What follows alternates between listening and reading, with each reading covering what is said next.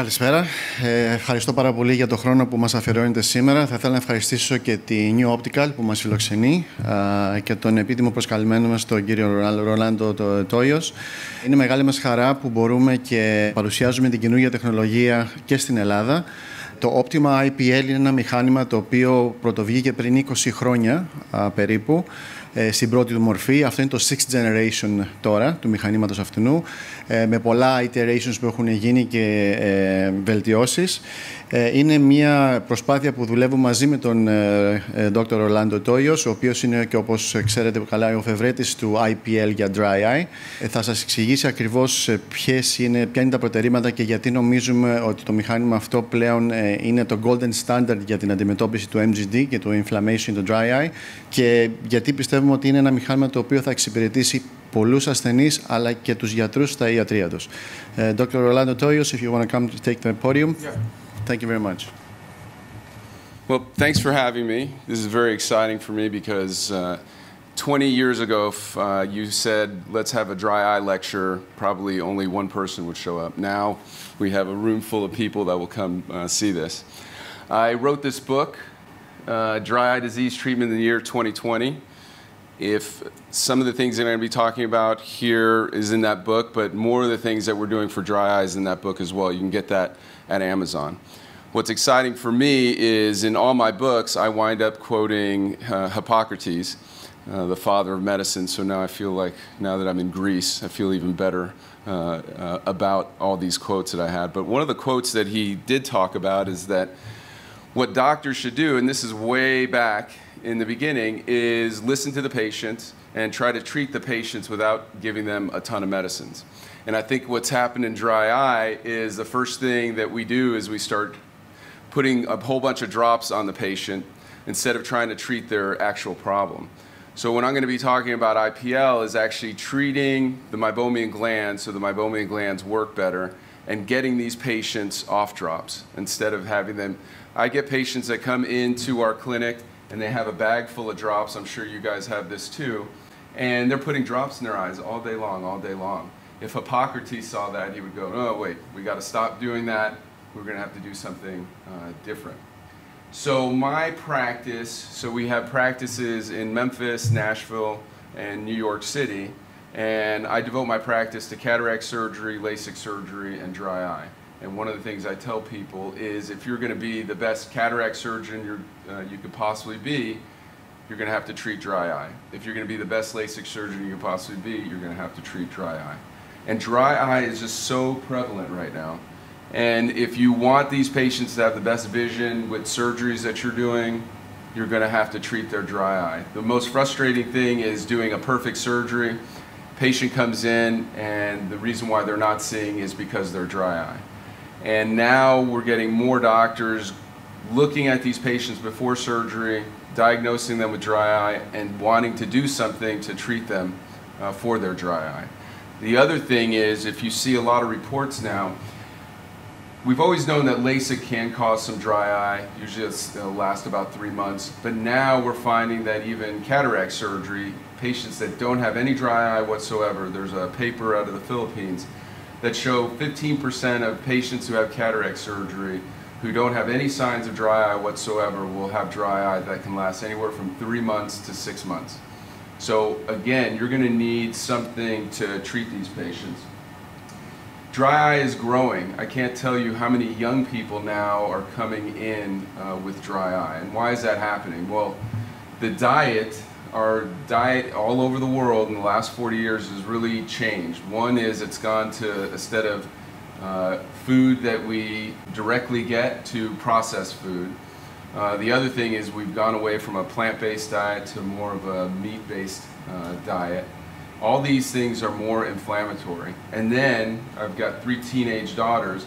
If all day long I see my daughters either doing this or on the computer or doing this or watching Netflix or whatever, and they're not blinking as much as they were blinking before. And with patients with MGD, if you're not blinking, you're not secreting those meibum substances from the meibomian glands. So that's leading to more dry eye. So I got 14-year-olds, 10-year-olds, 20-year-olds, and it's just increasing. So most of the patients that are showing up, if you were to ask, showing up in your practice, have some form of dry eye that we have to treat. So I think it's the #1 cause of patients coming into a clinic at this point.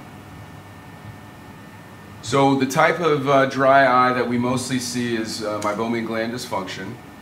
And here you see the meibomian glands. I tell patients we've got about 20 to 30 meibomian glands in the upper and lower lids. The thing about the meibomian gland anatomy, and it's going to become important when we talk more about intense pulse light, I tell people your meibomian gland is different than most glands. It's a test tube. Our meibomian glands aren't like normal glands that another gland is feeding into. Like, for example, the lacrimal gland feeds into glands that secrete.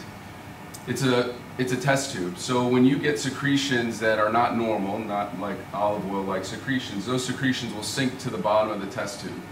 And I'm going to show you some slides later to show you what happens to the meibomian gland when you don't get proper secretions.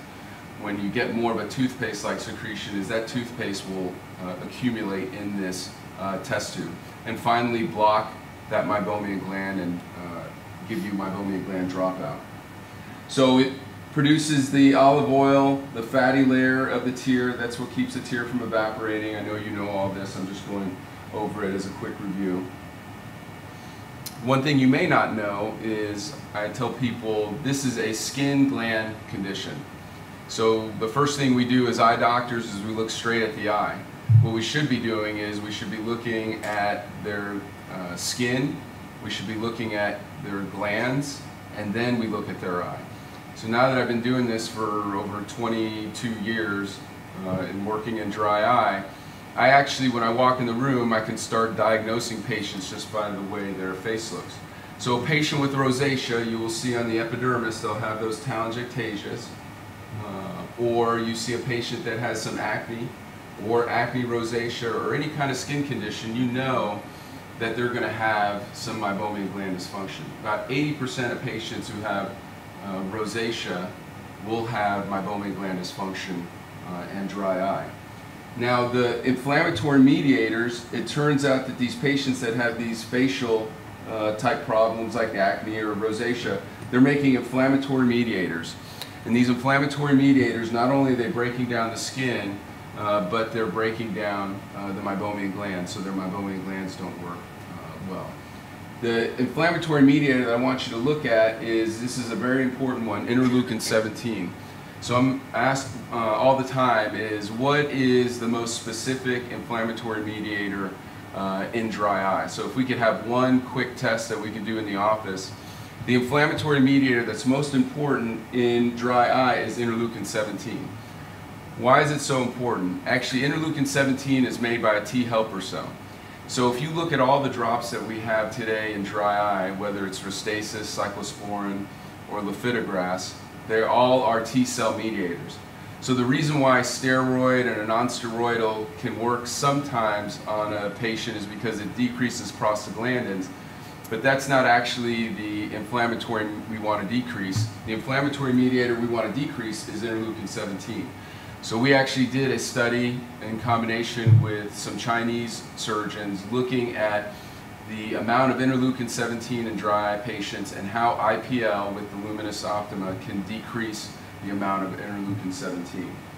The other thing that's important with these patients with rosacea, I'm asked all the time, why are you treating from ear to ear? It turns out these patients with like a rosacea type problem is the telangiectasias are actually coming from the ear and actually coming around into where the lid margin is. And then even there's telangiectasias that are coming from the nose over to the meibomian glands. So if you were to just treat the lid, what happens is those blood vessels can come back much faster and you haven't decreased the inflammation. The other thing, and we'll look at this when we're looking at Demodex, I know that's a big topic right now that you have Demodex on your eyelash margins, but did you know that you have Demodex all over your face? And where Demodex likes to go, it likes to go to the hair follicles because the two things that Demodex like is oil and they like dead skin. That's what they feed off of. And I'm actually going to show you videos of Demodex eating. So if you're about to go get dinner, this is probably not the video you want to see before you go eat. But so if you were to just treat the lid margins, or if you do tea tree oil just on the eyelash margins, yeah, you may get rid of some Demodex, but what happens is the Demodex will just come back to the hair follicles. You have to do something to treat the Demodex of the face, or else you're going to be spinning your wheels, and that's why people don't get treated for Demodex. Do you know that there's 4 to 6 babies in every Demodex that you have? So if you just leave one alive, there's going to be 6 after a couple of days. And then that's why these Demodex multiply, and that's why you need to treat the whole face. So how did this all start? So in our clinic, we actually have ophthalmology and we have aesthetics. So we have a full aesthetics clinic. We just had a meeting this week. We have it every year.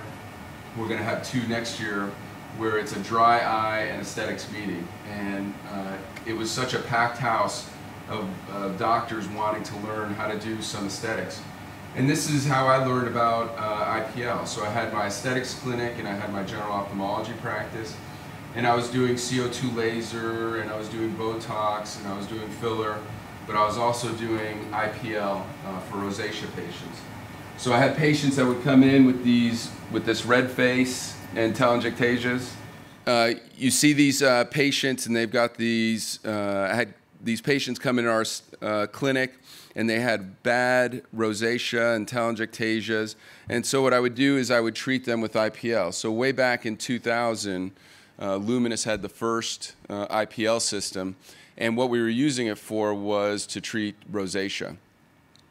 And so these patients would come in, they would be treated for their rosacea with IPL, their skin would look better, but then I had a couple of patients tell me that their dry eye was better. So we started looking at the eyelid margin, and then we started our study. So the first paper that we ever wrote was in 2003. Doing a case study showing that IPL was effective in treating patients with dry eye. And then that started us on a whole 7-year research on trying to figure out how we could use IPL for dry eye. So in that time, we were just treating patients for free and just trying to figure out, the things that we were trying to figure out were energy levels, protocol, where to treat. So things that I learned in those years is, do we want to treat ear to ear, or do we want to treat just the lids, or do we want to treat face? Do we want to do 1 pass, or do we want to do 2 passes, or do we want to do 3 passes, or do we want to do 4 passes? What are the limitations of the technology at the time, and what changes to the technology do I have now that make it more effective? So when I was doing dry eye with IPL way back in 2001, I would say about 20% of patients would get better as we were learning this. By about 2007, we were about 60 to 70%, and I'll explain to you why this is important. Now we're about at 97%. And the reason is that the technology has evolved over the years to make it possible for us to effectively use it for dry eye. Right now, you see a whole bunch of IPL systems out. They're all like first-generation IPL systems, and I'll explain to you a first-generation IPL system versus what you have here with the Luminous. But one of the things that we found out is that the further you treat away from the lid margin, the less effective your treatment is. So what you really want to do when you're treating these patients with IPL to be very effective is get right on the lid margin. Now, the lid margin is the thinnest skin of the whole body.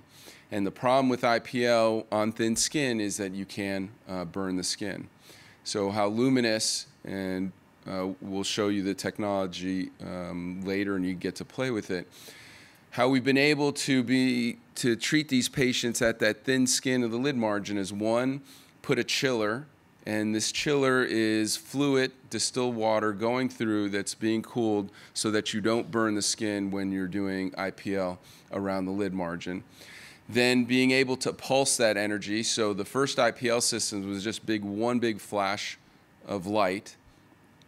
And what we found is if we can actually pulse that energy, we could give the skin a time to do some thermal relaxation where it cools a little bit so that you can give it another burst of energy and another burst of energy. And then consistent energy. So if you program 10 joules, you get 10 joules. Not that you program 10 and you might get 9 and you might get 8. Because what happens in these first generation IPL systems is as the more you use it, the energy level goes down and down and down. So you can actually get a brand new first generation IPL system and it would work really well, but then as you use it, it works less well because the energy that it's producing is less and less. It's not a consistent energy. So here I am, I'm giving IPL to an optometrist who has dry eye. And he was telling me that he really couldn't do his job effectively because all day he's on the microscope looking at patients at the slit lamp, and his eye would dry out more and more as the day goes on. And the type of meibomian gland dysfunction that you'll see looking at the slit lamp, these patients with thickened lid margins, you see that they start growing bacteria. So this is the kind of stuff that Demodex love, this dead skin cell. You see scurf, collarettes. You actually start to lose eyelashes as your meibomian gland dysfunction gets worse. You get these inspissated glands with toothpaste-like secretions coming, and then you get these telangiectasia. So we get several patients that I tell them they have rosacea, and they say, I don't have rosacea. And I tell them, look, I'm looking at the thinnest skin. Yes, you do have rosacea. I'm seeing these telangiectasias on this thin skin. So what happens to the skin is after the age of 28, you don't make any more elastin and collagen. That's why, you know, we start to get a little bit older and the skin starts to sag. So, but the epidermis gets thinner. So why don't we see rosacea at 28 and then all of a sudden at 45 a patient miraculously gets rosacea? It's because their epidermis is getting thinner and thinner. You can start seeing these telangiectasias. But what I tell you is if you see these telangiectasias on these patients at 18, 19, 20, if they don't start doing something about this, then you're going to have a problem with their dry eye in their 30s, 40s as they get older. And then they'll go, oh yeah, I do have rosacea. So what is IPL? So it's not a laser, it's actually a xenon flash lamp. So if you remember your chemistry, xenon is one of the stable gases, one of the noble gases. So it's got the perfect amount of electrons in its outer shell. If you put electricity into this gas, what happens, it becomes unstable, but it's such a stable gas, when it gets stability again, it releases wavelengths of light. The light it releases anywhere from 400 nanometers all the way up to infrared, about 800, 850 nanometers. What we're doing is we're putting a special filter to block out all those wavelengths that we don't want and allow the wavelengths that we do want to come in. And then, like I said, with this thin skin of the lid margin, you want to pulse that energy so you don't burn that skin and you get enough energy to stimulate the meibomian glands. So what is the perfect energy in terms of stimulating meibomian glands? It's actually red. So we've actually studied this. We've actually studied what wavelengths of light stimulate meibomian gland function. It's 600 to 700 nanometers. It is the red wavelength, which is good because red actually also closes off telangiectasia. So when you're treating these patients for dry eye, not only are you stimulating the meibomian glands, but you're also closing off telangiectasias and helping their rosacea. So you have manufacturers now with first generation IPL systems saying, oh, we put in a 540 filter. Well, a 540 filter is allowing wavelengths of light that can be harmful to the skin and burn the skin from 540 to 600. And then you have other manufacturers saying, well, we use a 640 filter. If you use a 640 filter, you're missing out on some of the red that will give you stimulation of the meibomian glands. So what we have is a 590 filter and you have choices of changing the filters, but at a 590 filter, you're getting all that red wavelength of light that you want in terms of meibomian gland dysfunction. So what happens when you put this on the skin? what happens is the light will go from the epidermis into the dermal layer. And I'm going to show you anatomy of where the meibomian gland is. This is where you want the energy. You want the energy in the dermis. So anything like when we do a warm compress, what you're doing is you're putting heat here and you're hoping the heat will penetrate into the dermis to actually melt those secretions. But with IPL, when you're putting it on the epidermis, that wavelength and those wavelengths of light bypass the epidermis and give you some heating here in the dermis. And what that does is it actually opens up the glands and starts to melt those secretions. So that's why you see the videos that I put up of meibomian gland expression, because we've actually caused heat in this area to melt these secretions. So it's been shown that you need at least 43 degrees Celsius to be able to actually melt toothpaste-like secretions in the meibomian glands. Very difficult to get 43 degrees into the dermis from a warm compress. And that's why warm compresses really don't work on somebody that has moderate to severe meibomian gland dysfunction. I don't even do warm compresses anymore. If I'm not using a system that doesn't give you 43 degrees Celsius, it's not going to work. Now you have a treatment like LipiFlow that comes from the inside out. That gets to 43 degrees. You have something called the Q, which is my little device. That gets you 43 degrees in the dermis.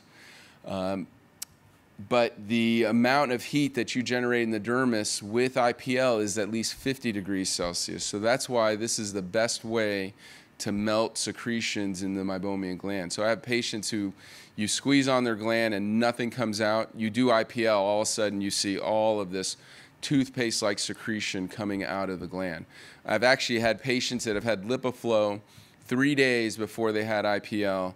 Nothing came out of their glands when they had their LipiFlow. You do IPL and everything comes out of their glands. So this is, I'm working with some doctors in China. This is actually video of Demodex. So you see where they like to hang out. They like to hang out around the hair follicles. There's about 4 to 6 eggs here. And what we're showing is when you do M22, on these Demodex, you actually kill them. So this is the best way to kill Demodex. So this paper will come out soon.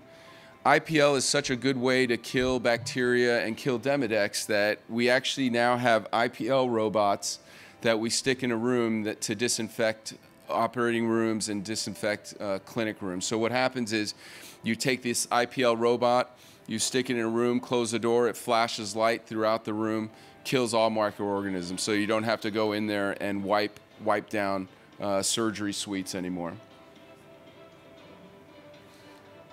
Yeah, you show a patient these kind of videos and you tell them this is what's hanging out around your lid margin, they'll want IPL right away. So I keep saying, you know, stimulating the meibomian glands to work better. So this is a term that you're going to be hearing more and more. It's already out there, but you're going to be hearing it more and more. It's out there in the other specialties, but photobiomodulation, using specific wavelengths of light to actually stimulate cells to work better. We've seen this in plastic surgery using red light and infrared to actually stimulate the fibroblasts to make more collagen and elastin. We see it in orthopedics to help patients heal after surgery faster by using infrared. It's even being used in retina now. So there's a company called Lumathera that they use infrared light to treat patients with age-related macular degeneration. So what we're doing when we're doing IPL with the M22 is we're doing photomodulation and stimulating the cells of the meibomian gland to work better.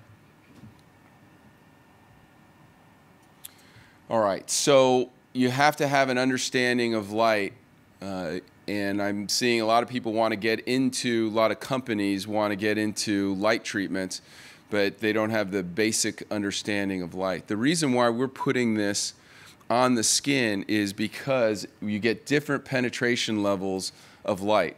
So blue light doesn't really penetrate as far as red light does, and it turns out that red light penetrates right to the meibomian glands, and that may be one of the reasons why red light works so much better than any light. So if you get somebody saying, oh yeah, our wavelength is in the 500s, you don't want 500. And if they say our wavelength is infrared or 800s, that's too far. That's penetrating beyond where the meibomian glands are. So it seems red has the best penetration to get where we want to get in the meibomian glands. And then you generate some heat. So this is what I'm talking about. These are patients that we've squeezed their glands and nothing would come out. We do IPL, and then all of a sudden the gland opens up and then the secretion melts. Remember, you need at least 43 degrees Celsius to melt these secretions. And then you can do expression and get these out. So why do I do expression after every IPL treatment? And one of the reasons why I do that is, if we go back to this picture here, if you look at this picture here, if the gland is filled with white toothpaste and you're doing IPL, yes, IPL will get and penetrate right where these glands are, but the thickened toothpaste may stop some of the penetration of light to the back side of the meibomian gland. So essentially, you're getting light penetration here, but they've got all this toothpaste-like secretion there. So when I'm doing these expressions, and this is why after each treatment it gets better and better, is if you clear those secretions and you clear the toothpaste-like secretions, you're going to get more penetration of that light to all the cells of the meibomian gland. The other reason why I do expression is I like to categorize how bad a patient's meibomian gland dysfunction is. If their glands are producing this white, thick, toothpaste-like secretion, that is the most severe form of meibomian gland dysfunction. So if they have dropout, then their glands are dormant. They're not making any kind of secretions whatsoever. If they're making this toothpaste-like secretion, then you know they have severe meibomian gland dysfunction. So what I like to do is express every time and actually categorize what type of secretion is coming out. And I don't do anything more scientific than say either it's toothpaste, or as they get better, they'll make more of a yellow type secretion that's softer. So it's more like a butter type secretion. And then finally, after they get several treatments, it turns into olive oil. So I would say this is somebody with moderate meibomian gland dysfunction. And I'm going to show you how we diagnose these patients beforehand. So we use the Ontaris topographer to look at the meibomian glands and do meibography. Then we do a treatment, and then we figure out what kind of secretions they're making. So IPL isn't a one-and-done treatment. So anytime you diagnose these patients with dry eye, you have to tell them, look, this is like me diagnosing you with high blood pressure or diabetes. This is something that you're going to have to work on to make better, and it's always going to be with you. So if you do start on IPL, it usually takes at least 4 treatments to get these patients to get their meibomian glands working better. That's in about 90% of patients. And then those patients will come in for maintenance treatments. I have some patients that come in once a year for a maintenance treatment, and I have some patients that come in every 4 months for maintenance treatment. It's just depending on how severe their meibomian gland dysfunction is. And then what do we see on the lid margin when these patients start to get better? So here's a patient that came in, 35-year-old. She was having problems wearing her contact lenses. So you see she's got all the signs. So she's losing eyelashes. She's got signs of Demodex and bacterial and blepharitis. You see it here and here. You see thickening of the lid margin. You see these telangiectasias. You squeeze on the glands. Nothing comes out. She had some injection of the conjunctiva. This is just after 2 treatments, and you can see her eyelashes will start to come back. The lid margin is thinner. You start to lose those telangiectasias. You squeeze on the glands, and you can see that normal secretions are starting to come out. So this is another thing that you should categorize in your notes on what's the lid margin look like as they're going through these treatments. All right, so what is the mechanism of action for IPL? So we have proven that IPL kills bacteria in Demodex. You get the heat and expression. It closes off abnormal telangiectasias, and that's what we've been using IPL for 20-some years. It decreases the inflammatory mediators on the skin, and I'll talk about that more when I talk about, I've got a special case to show you. And then this photomodulation, stimulating the mitochondria cells to work better.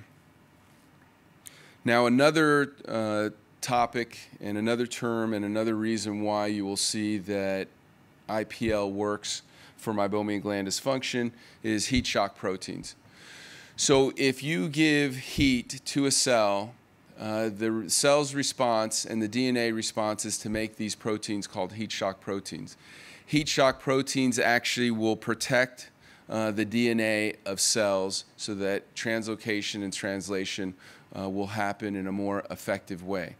So if you heat and don't kill a cell, you'll make these heat shock proteins. There's several heat shock proteins. The one that's been the most studied is heat shock protein 70. And it's already been shown that IPL will stimulate the amount of heat shock protein 70 that's produced.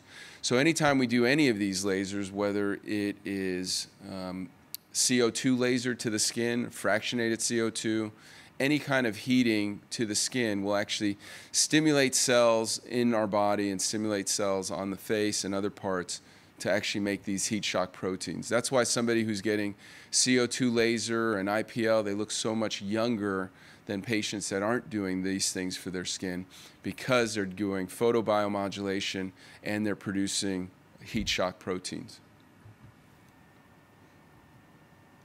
So there's already now several papers where we have about half of them out there. Most of the papers that are out there, I would say 90%, involve the M22, and you'll see the best efficacy with the M22. We just published another paper this year. We've got 2 in the pipeline. So there's going to be so many papers on IPL. I think there's no question now that people know that IPL works for meibomian gland dysfunction and dry eye. So the things that this system has, and we've already talked about it, but a consistent energy level, and I'll show you a graphic on that, the chiller tip, and then you can control the amount of energy that you're producing and the amount of pulses, and you can program in the time of thermal relaxation time. So what I tell people when you get this system, you get 20 years of experience, because I've already programmed this IPL system for treatment of dry eye.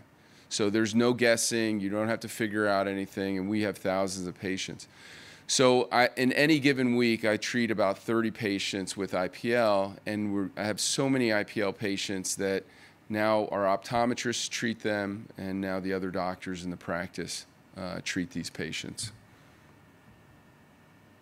So now everybody and their grandmother is pulling out their IPL system out and saying, oh, we treat dry eye. So yeah, you can say you have an IPL system, but it's saying like you have a phone. So this is a phone and this is a phone. There's no question that this phone is much more advanced than this phone. And that's what we're going on with these IPL systems. All these IPL systems are the IPL systems that I used way back in 2001. There's no advanced technology in this. And again, Luminous made the first IPL system, and what they've done is they keep advancing the technology and making it better and better. So if you use some of these first-generation IPL systems, yeah, you might get 1 or 2 patients that do well. But if a patient's coming to your office and they're paying good money for them to be treated with their dry eye disease, you better have effectiveness up to 97%. And the reason why I say that in ophthalmology is different than any other specialty. When a patient comes in for a LASIK procedure, you say, okay, we're going to do laser and we get rid of those glasses. 99% of the time, we do that. They come in for cataract surgery. We say, hey, we're going to do your cataract surgery and we're going to get your vision better. You know, over 90% of the time we're getting their vision better. We do successful things in ophthalmology. The worst thing to do would be to bring something into your practice where it's only 10% successful or 20% successful. That's not the realm that we deal in. We're dealing in ultra success, and that's what you should do when you decide on what technology you're going to use. So the older IPL systems, these first generations, they give you a spike in energy. So when you see and come up and see my parameters, we're giving a certain amount of milliseconds of that power that we've programmed. So if I put in 10 joules to treat a patient, when I do, let's say I'm going to put something out of a hat, if I give them 8 milliseconds of 10 joules, what you want is that energy level to be consistent and that they get 10 joules throughout the 8 milliseconds. In other IPL systems, what happens is you get a big spike and then you get this downward thing. There is no way to have a very consistent treatment. Then you can change the filters, and then the sapphire chilled plate is very important. And it's important for a lot of reasons. If you look at my earlier work before we had the M22, I would tell people you have to treat the patient and wait 4 to 6 weeks to give them their second treatment. The reason that you had to wait 4 to 6 weeks is if you don't have a chiller plate, you're actually burning epidermis. So you're burning that dead skin cell layer. You have to let that dead skin, that skin layer to regenerate before you give them their next treatment. With a chiller plate, you're not burning epidermis, so you can do a treatment every 2 weeks. So now we can get patients through their 4-treatment protocol in 2 months. So we don't have to wait 4 months to see the effects of IPL for their dry eye. And that's because we have the chiller plate. So why not other systems? What they're doing, and this actually makes me a little bit angry, is that they're taking these IPL systems that are about a $2,000 to $3,000 IPL system, putting a different shell on it, and selling it to you for 10 times what these IPL systems are worth. You can go on the internet, go on eBay, and you can get yourself the exact same IPL system, maybe a little bit different shell, for $1,000, $2,000. You know, IPL systems are just, if I just take some xenon gas, put it in a bulb, and then throw electricity through it, you can call that an IPL system. So that's why these IPL systems that are coming out now are not doing the trick. And I could have told you that you show me the IPL system and I'll tell you whether that thing is going to work or not. And everything that I've seen out there, I was sitting there with Paris and we were just looking at all the IPL systems, and he said, hey, look at this one. I said, okay, well, this one is cooling with air. It's not cooling with a chiller plate, so it's not really cooling at all. You're going to be burning epidermis. This one, you can't control the energy levels. This one, they're saying you can control, you can treat around the lid margin, but what they're doing is they're only giving 7 joules. That's not going to stimulate the meibomian glands. This one is saying, okay, well, we heat you a 540 filter and a 650 filter. Both of those are the wrong filters. So all these systems, again, if you're showing somebody that knows IPL, you just shake your head and go, no, this is not IPL for dry eye. So they don't have a chiller, decrease energy with use. So one of the big problems with IPL is, again, in a simple IPL system that is not a larger, anytime somebody shows you a small IPL system, that means they only have so much xenon gas. And what happens to xenon gas is as you use it, the energy that you're getting from it will get less and less and less and less. So you'll treat a patient with 10 joules one day when you first get the machine, and then they'll come back, let's say 2 months later, you try to treat them at 10 joules, and the thing is only outputting, the technology is only outputting about 7 joules, so you're not going to get the same treatment level that you got the first time they came in. And that's why these other IPL systems have not been able to recreate their research studies, because they get a research study out of the box with 20 patients. Yeah, it works, but let's follow those patients for a couple of years. My first paper that I published, and I did this on purpose, was a 3-year retrospective showing that in 3 years these patients do well and that we're getting consistent results, not just a quick, these patients are doing well, 20 patients and then move on. We actually followed over 80 patients for 3 years with their IPL treatments. Some of these systems, you can't control the energy levels. You lose the ability to treat different skin types because the main way that we control how different skin types, so you can treat somebody as dark as me and darker, is by the thermal relaxation time, the number of pulses, but if you change anything else, so if you go below 10 joules, those patients, their meibomian gland dysfunction is not going to get any better. If you go below 6 milliseconds, so there's a IPL system that says, oh, you can treat everybody, and how they do it is they go only 2 milliseconds of energy. 2 milliseconds of energy is not enough energy to stimulate the meibomian glands to work better. And why do I know this? Is because I've looked at all these, I've done this 20 years, we've been doing 20 years of research, I've looked at all of these energy levels, all of these wavelengths of light, and you'll see my patent here in a bit. Some of them charge you a click fee because you have to keep changing the bulb. Other rollouts in different countries where these cheaper IPL systems have gone out have not worked very well.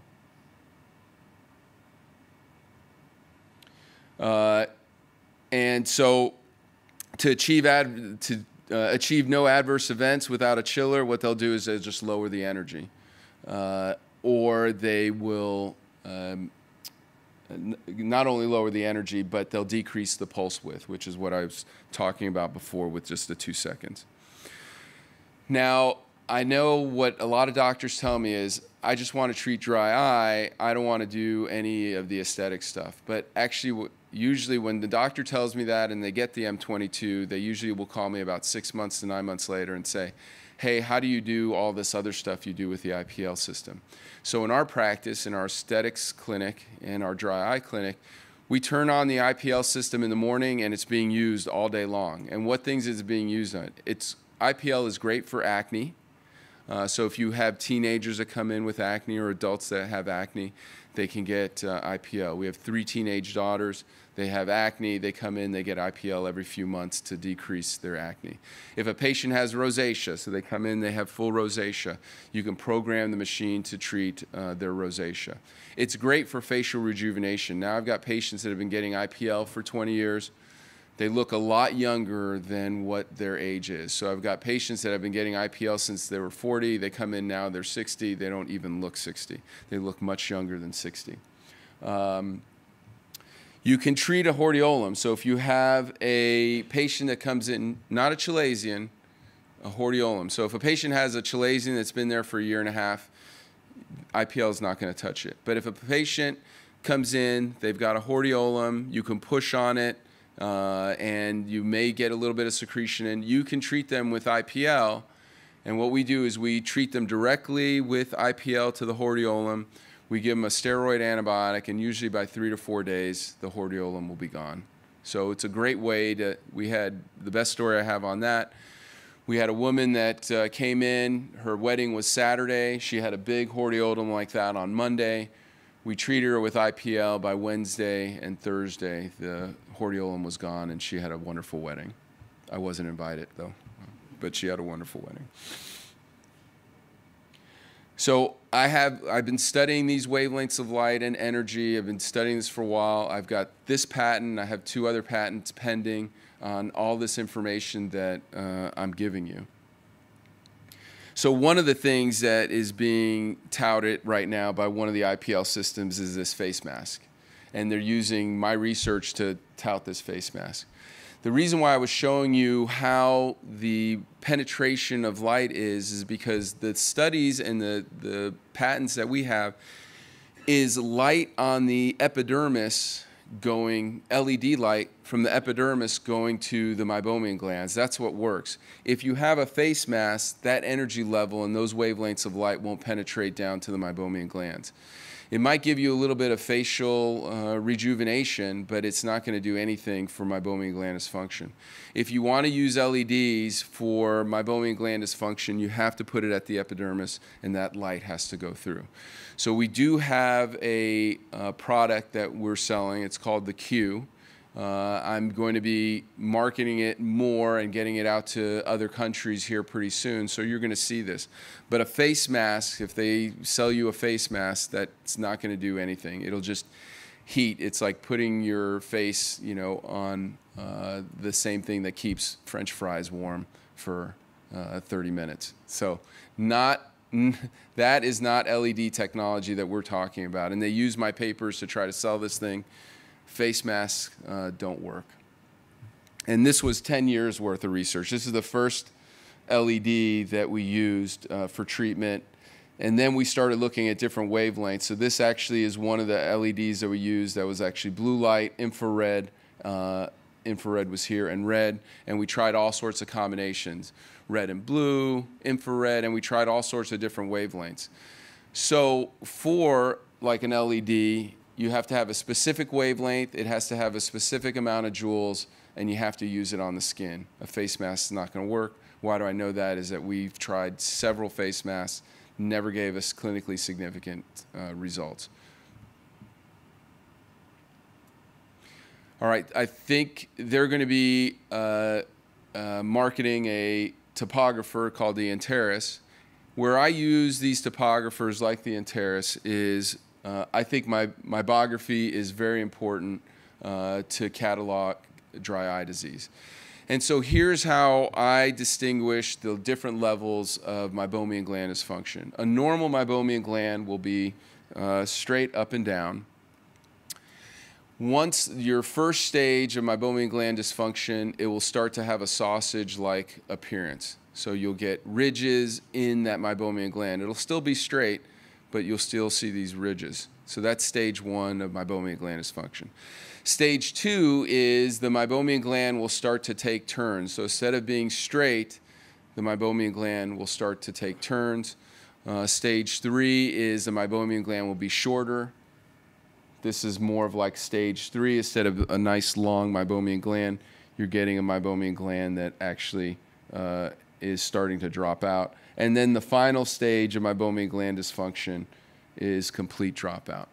So what I do is we actually do meibography on these patients. There was a good paper a year ago in IOVS showing what happens to these patients with meibomian gland dysfunction and dropout is that the way the meibomian gland works, remember it's like a test tube, is that these cells are producing meibum and that meibum is going up. What starts to happen in dysfunction is you start to get this downward moving of the meibum in the meibomian gland till finally the gland becomes completely filled with meibum. Nothing's coming up anymore. So the reason why I do meibomian gland expression is I want that flow to go up. And by I use you've seen it on video, a cotton tip applicator. I have another applicator coming out. But we want to put pressure on the inferior portion of the meibomian gland and have that pressure start to make the flow of meibum to come up. The reason why I don't use expressors is if you look at the meibomian gland and it's a test tube, when you use the expressor, what you're doing is you're squeezing and you're actually leaving meibum on the bottom of the meibomian gland. You're not getting all of the meibum that you can to get out.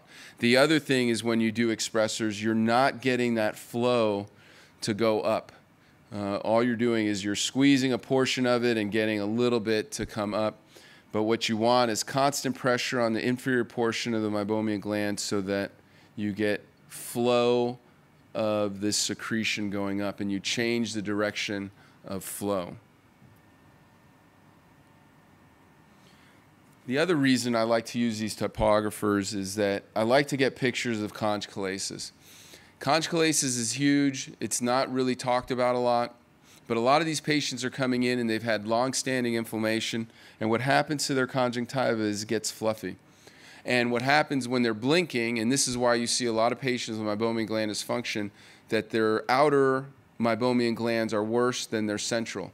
And the reason is when they're blinking on conjunctiva. So you're not getting any flow when you're getting blinking, and those patients will get impaction of the meibomian glands. So I like to categorize these conj chalasis. Now, what I tell people with IPL, if you have a young person with mild conj chalasis and you do IPL, if you decrease the inflammation that they're having on the eye, you can get this conj chalasis to go away. But after you do, and I'd never do anything with conj chalasis before I do IPL. After you do your 4 treatments of IPL and you get the meibomian glands working better and they still have this conj chalasis, you have to take it out. I've tried all sorts of surgeries to take away conj chalasis. I've tried grafts, I've tried sutures.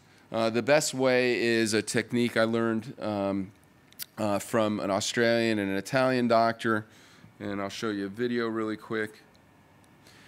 All we do is I give an injection of lidocaine with epi, blow up that conj, and what we're trying to do is go beneath the lid margin where that conj is, put it together, and then we're just cauterizing the conj.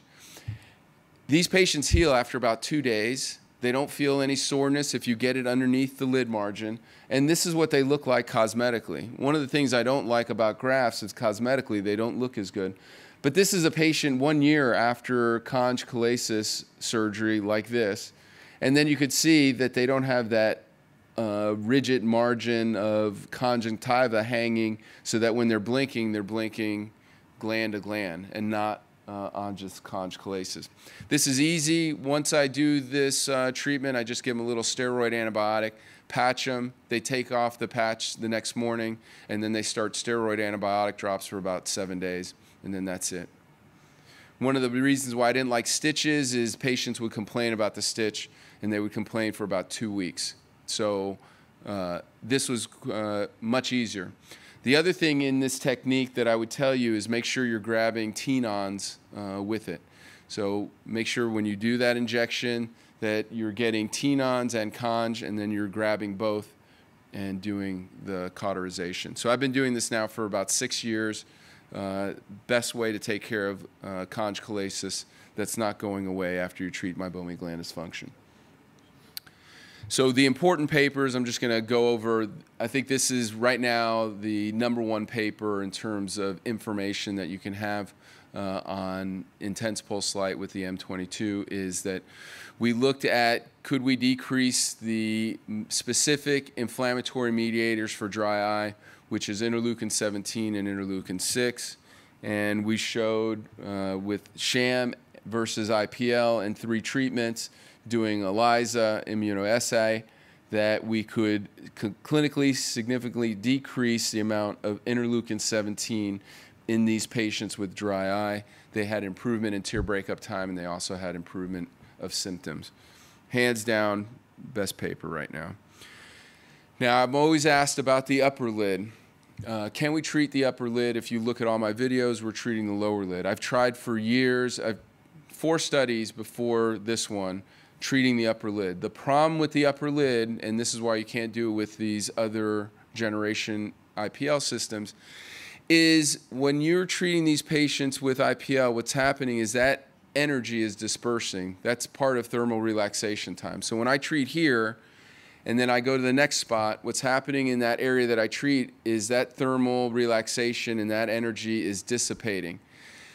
Very easy to do that in the lower lid because you can go, and that energy can go to the upper lid, it can go down, it can go sideways. The problem with the upper lid is that one, the areas that you're working in is very small, and the other is the orbital rim stops this dispensation of heat and thermal relaxation that you need.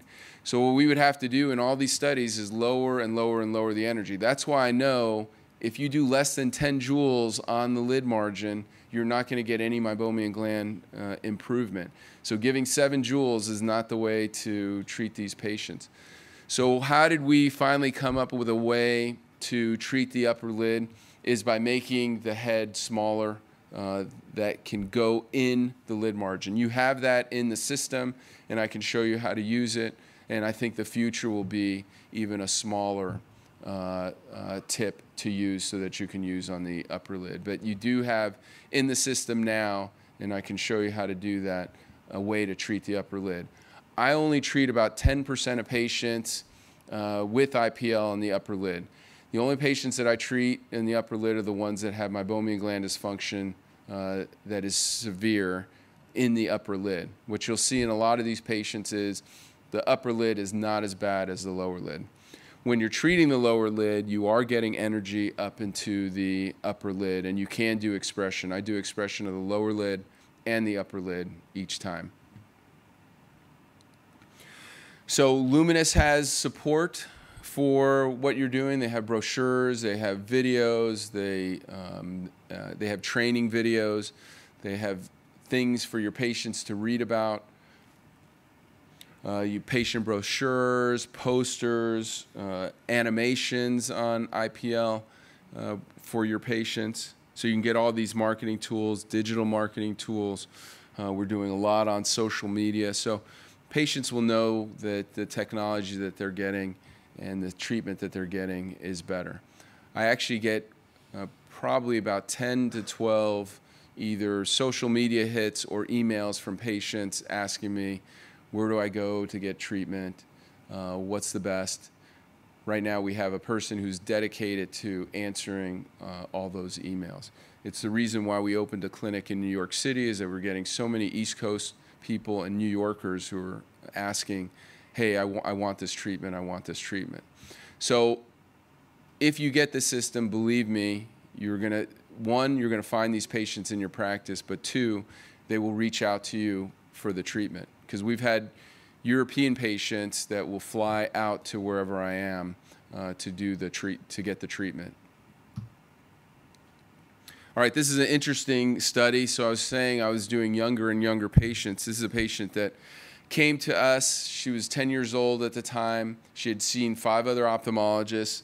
This is as much as she could open her eyes. She hadn't gone to school in 3 months. So you could see, look, just walking in the door, you could see that this patient has inflammation of the skin.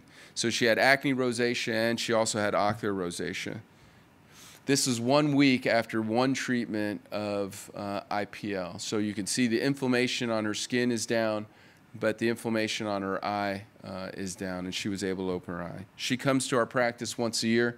This is her now at 18. She's probably 19 now.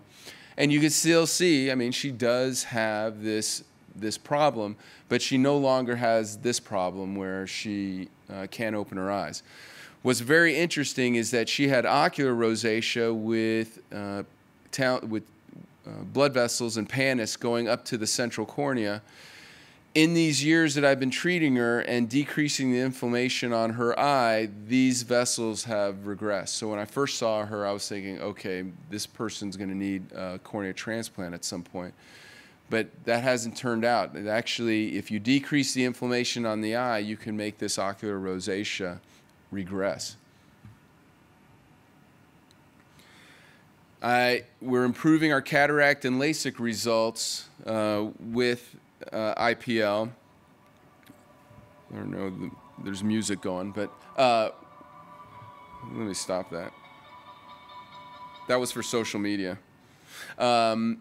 But we're improving our cataract and LASIK results by, 1, diagnosing these patients with dry eye before they have surgery, and 2, if they have dry eye after surgery, treating these patients.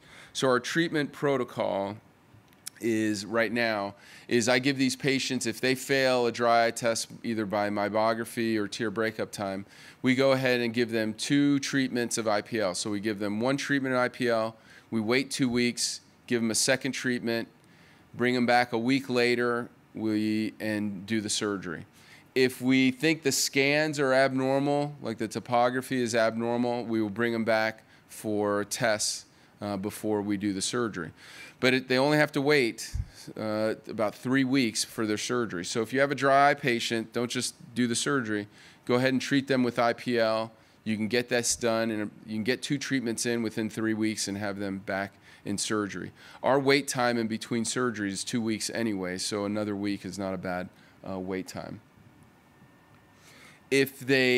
After surgery, if they have dry eye, I wait at least a month before I give them another IPL treatment.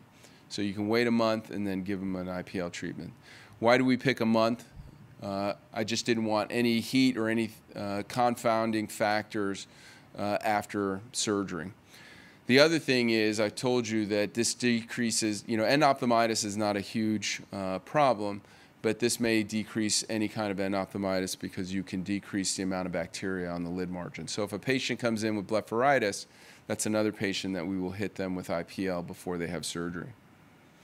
A lot of this stuff and more is in that book that you can get on Amazon.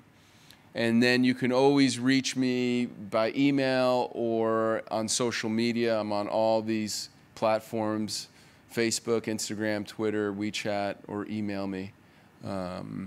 And I usually respond pretty quick. I respond quicker to social media than I actually on my email. So if you have a patient at on your bed and you have some questions, send me something on social media and I'll get right back to you.